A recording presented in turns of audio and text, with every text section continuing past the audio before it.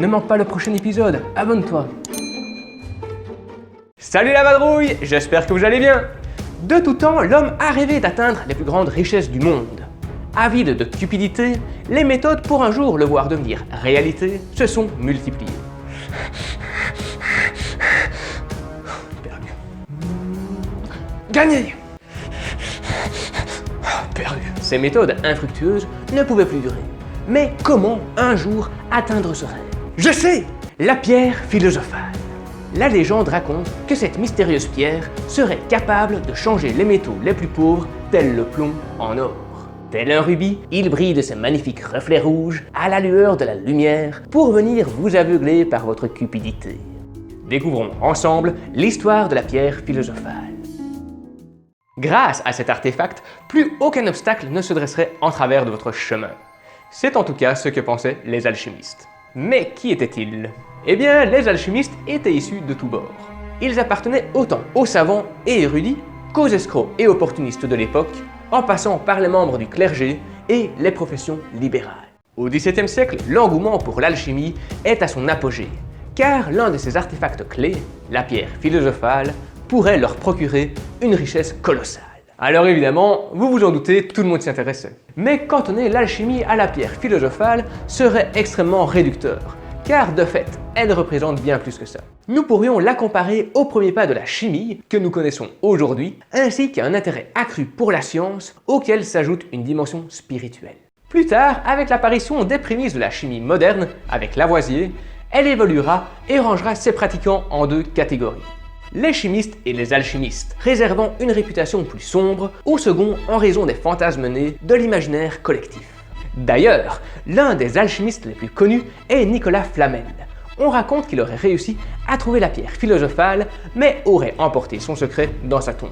Mais il faut dire que ses nombreuses donations à l'église et aux œuvres de charité, ainsi que ses biens et maisons, ont énormément participé à la construction de son mythe. Et vous, qu'en pensez-vous? Croyez-vous qu'il aurait pu découvrir la pierre philosophale et s'en servir pour devenir immensément riche? Ou au contraire, pensez-vous que l'époque et sa renommée auraient pu être un terreau fertile à la création de cette nouvelle légende? Dites-le moi en commentaire, ça m'intéresse. Parce qu'il faut l'avouer, pour l'époque, l'idée de posséder un objet qui change le plomb en or est vachement séduisante. Ça fait rêver et laisse imaginer un avenir plus confortable à son détenteur. Mais à côté de cela, le pouvoir de la pierre ne se limite pas à la transmutation. Bah non, elle permet aussi de guérir des maladies et d'assurer l'immortalité à son propriétaire. Du coup, je vous repose la question, bah oui, pourquoi est-il mort? Et ne me dites pas qu'on n'a jamais retrouvé son corps. Car bien que l'église dans laquelle il fut enterré fut détruite durant la période révolutionnaire, sa pierre tombale, elle, fut retrouvée et est conservée actuellement au musée de Cluny. Alors dites-moi ce que vous en pensez en commentaire. Avec tout ça, on ne sait toujours pas si la pierre philosophale existe ou pas.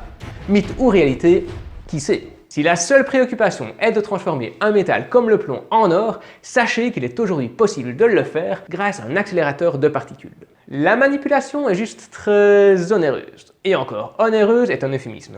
Comme l'explique très bien le Dr Nozman dans l'une de ses vidéos, que je vous mets en description, il est possible de changer le plomb en or en modifiant sa structure atomique. Les deux éléments atomiques étant différents, la manipulation est très compliquée mais possible. Concrètement, il faudrait réussir à lui retirer 11 nucléons, c'est-à-dire les particules qui composent l'atome, comme les protons et les neutrons, pour faire en sorte que la structure atomique du plomb soit la même que l'or.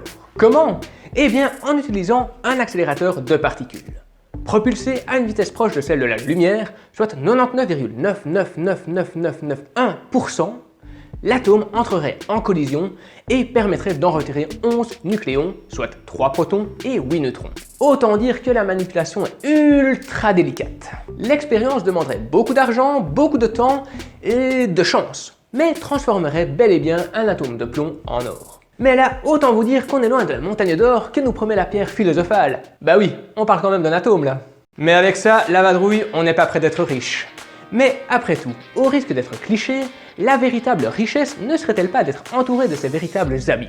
Ceux sur qui on peut réellement compter, jour et nuit, et ce, en cas de pépin. Allez, je vous laisse méditer là-dessus. Et surtout, je vous conseille de continuer avec une de mes playlists. Je vous en mets 3 ici au choix, faites-vous plaisir. Et en attendant, je vous dis à la prochaine et portez-vous bien! Et pour ceux qui veulent, mon livre est toujours dispo. Toutes les infos sont en description.